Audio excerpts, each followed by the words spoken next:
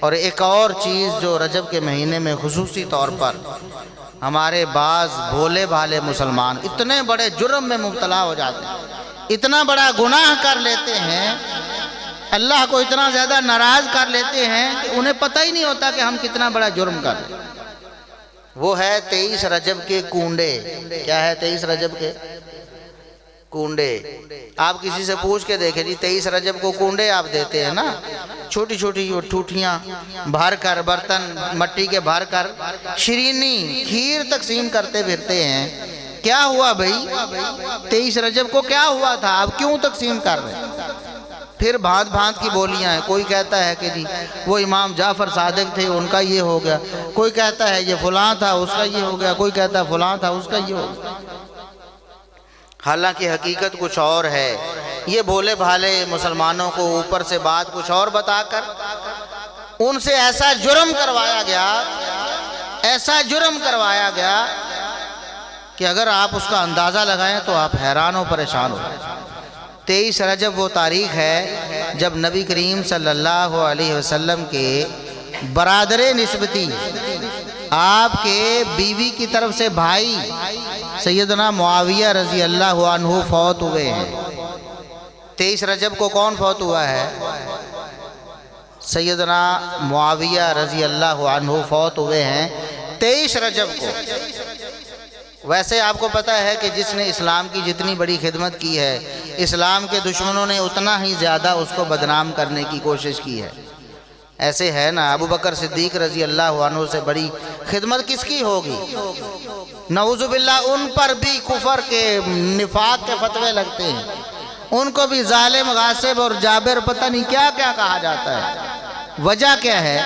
ابو بکر صدیق رضی اللہ عنہ نے ان کا کیا بگاڑا ہے؟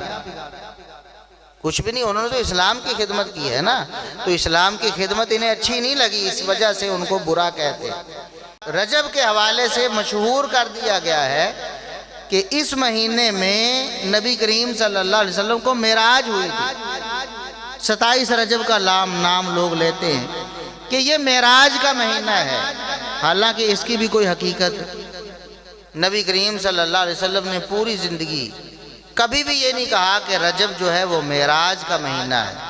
نہ صحابہ کرام میں سے کسی نے یہ کہا کہ رجب معراج کا مہینہ ہے۔ معراج کس مہینے میں ہوئی اس میں بہت اختلاف ہے، بہت سارے اقوال ہیں، علماء کے اپنے اپنے خیالات ہیں، کوئی پکی بات اس بارے میں ثابت نہیں ہے۔ تو اس مہینے میں معراج کا ہونا ہی ثابت نہیں ہے، تو پھر یہ کہنا کہ 27 کو معراج ہوئی اور پھر اس رات کو منایا جاتا ہے، خاص طریقے سے چراغاں کیا جاتا ہے، محفلیں منعقد کی جاتی ہیں، شیرینیاں بانٹی جاتی ہیں اور مختلف علاقوں میں مختلف طریقے اپنائے جاتے ہیں۔